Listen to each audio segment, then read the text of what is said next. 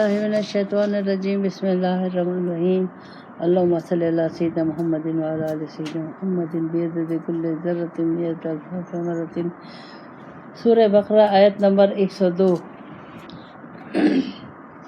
یہود کا قصہ آ رہا ہے۔ یہود میں یہ جادو ٹونوں کا بہت زیادہ تھا، اور سلیمان علیہ السلام کے زمانے میں اس کا بہت زور تھا۔ تو اللہ تعالیٰ فرماتا ہے، لیکن سلیمان علیہ السلام یکسو تھے، وہ یہ اس چیز کو پسند نہیں کرتے تھے۔ اب یہاں ہمیں سمجھنا ہے کہ جادو ٹونا ہے کیا، اور اس سے کیا اللہ تعالیٰ نے کتنا منع کیا ہے۔ ہوتا اللہ کے حکم ہی سے ہے، لیکن یہ ایک علم ہے، اور اس علم کو لوگوں کو نقصان پہنچانا کتنا ہم لوگوں کے لیے خطرناک ہے۔ اللہ کہتا ہے وَاتَّبَعُوا مَا تَتْلُو الشَّيَاطِينُ عَلَىٰ مُلْكِ سلیمان۔ یہ پیروی کرتے تھے سلیمان علیہ السلام کی حکومت کے دوران، جب ان کی حکومت تھی، شیطانوں کی پیروی کرتے تھے۔ وما کفر سلیمان، اللہ کہتا ہے سلیمان نے ان کا کافر نہیں تھے، نہیں، وہ یہ نہیں کرتے تھے۔ ولیکن شیاطین کفروا، یہ شیاطین یعنی جن اور جن نما انسان، شیاطین نما انسان، یعلمون الناس سحر، یہ جادو سیکھتے تھے۔ اب اللہ تعالیٰ نے ان کے لیے ایک اور آزمائش اتاری۔ وما انزل علی الملکین ببابل ہاروت و ماروت۔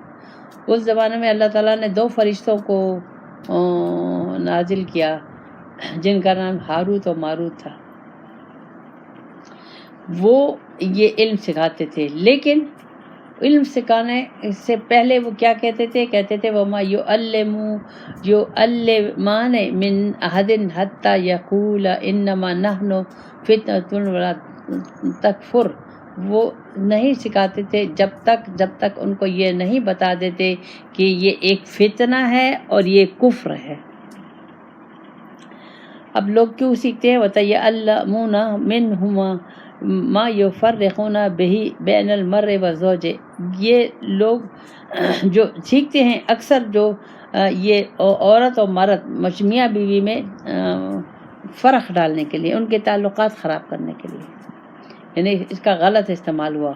وَمَا هُمْ بِضَارِّينَ بِهِ مِنْ أَحَدٍ إِلَّا بِإِذْنِ اللَّهِ۔ اللہ کہتا ہے کہ یہ جادو کسی کو نقصان نہیں پہنچا سکتا جب تک اللہ کی اجازت نہ ہو۔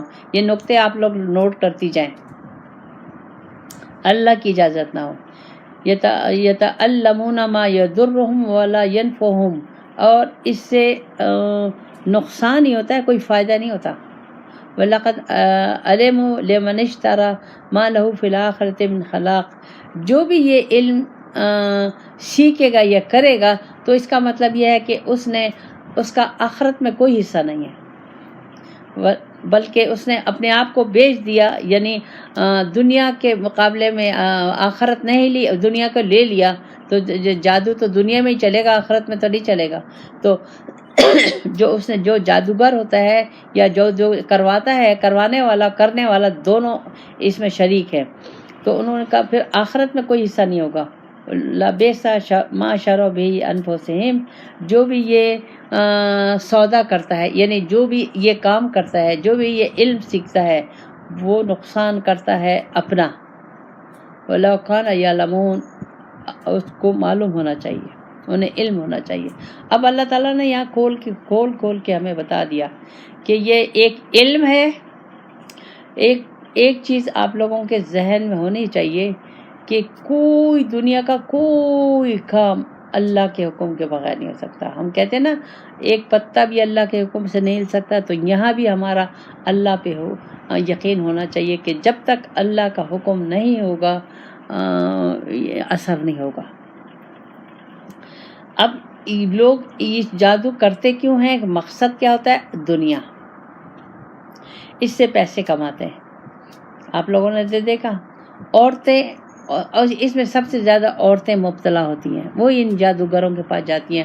جادوگروں کی زیادہ آمدنی عورتوں کے ذریعے سے ہوتی ہے، کیوں کہ وہ ایمان کی کمزور ہوتی ہیں، یقین کی کمزور ہوتی ہیں، اللہ سے ان کا کنیکشن نہیں ہوتا، دنیا کی شدائی ہوتی ہے، شوہروں کو قابو کریں گے، ساسوں کو قابو کریں گی، اور دنیا کی چیزوں کو قابو کرنے کے لیے یہ سارے چکر اس لیے ہوتے ہیں اور کسی لیے نہیں ہوتے۔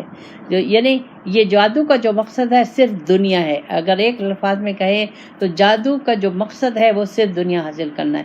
اور اللہ کہہ رہا ہے کہ میں نے یہ ایک علم ہے اور اس علم کے لیے میں نے سکھانے کے لیے فرشتے بھیجے، لیکن ان فرشتوں نے جب سکھاتے تھے تو فعل کہہ دیتے تھے کہ دیکھو یہ ایک آزمائش ہے، اگر یہ تمہارے لیے آزمائش ہے، اور یہ اگر تم یہ سیکھو گے تو کفر کے حد تک پہنچ جاؤ گے۔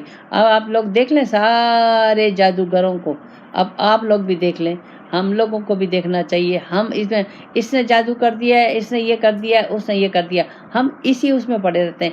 یہ سب ہمارے ذہن کی بیماریاں ہیں، ایمان کی کمزوری ہے اور ذہن کی بیماریاں ہیں۔ جادو برحق ہے، اس سے انکار نہیں ہے، لیکن اللہ کے حکم سے ہوتا ہے، اس سے بھی انکار نہیں ہونا چاہیے۔ تو جب اللہ کے حکم سے ہوتا ہے اور جب آپ نے اللہ کو لے لیا تو پھر آپ کو فکر کا ہی کی ہے جادو، کہ اس نے جادو کر دیا، اس نے کر دیا۔ اللہ کے حکم سے ہوا ہے، اللہ کے حکم سے چلا جائے گا۔ یہ تمام جو جادو کا پیریڈ ہے یہ ہے آزمائش کا۔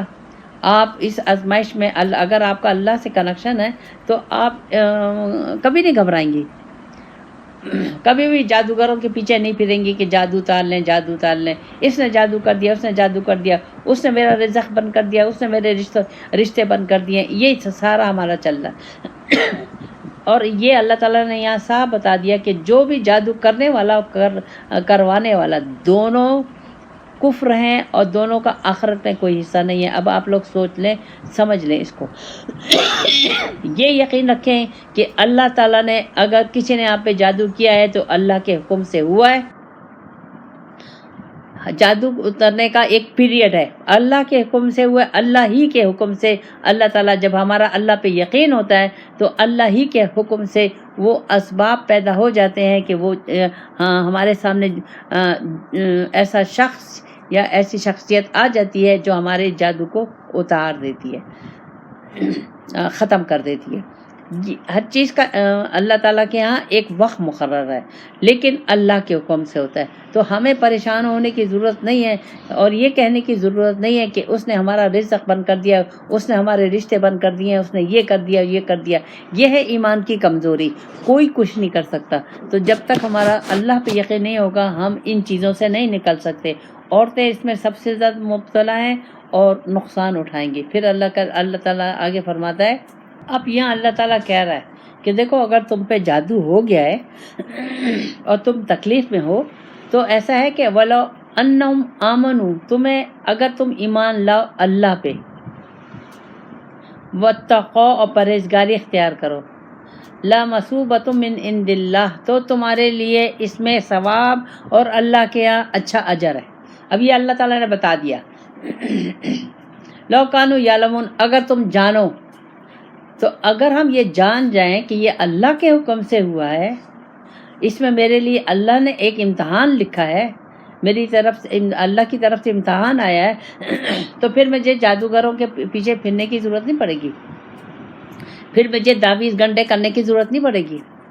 اگر شوہر ظالم ہے اللہ تعالیٰ نے دیا ہے، ساس ظالم ہے اللہ تعالیٰ نے دیا ہے، رزق نہیں ہے اللہ تعالیٰ کی مرضی ہے، کوشش تو ہم کر رہے ہیں۔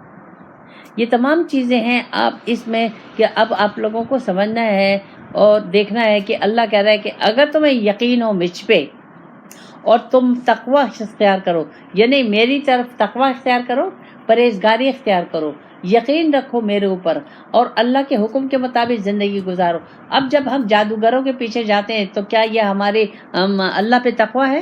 نہیں ہے ہمارا۔